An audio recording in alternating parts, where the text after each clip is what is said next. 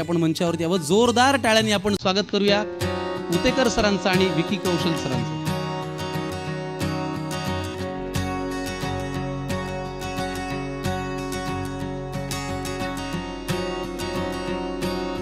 मी माननीय श्री अमित ठाकरे यांना विनंती करते की त्यांनी श्री विकी कौशल यांचा इथे सत्कार करावा.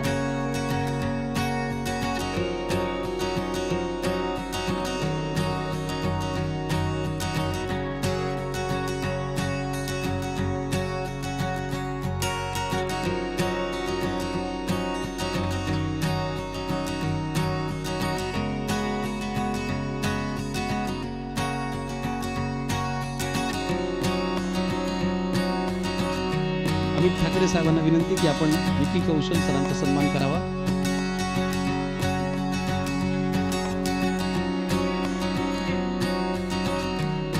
मी अमित सरांनाच विनंती करतो, अमित ठाकरेंना, की त्यांनी लक्ष्मण उतेकर सरांचा सन्मान करावा.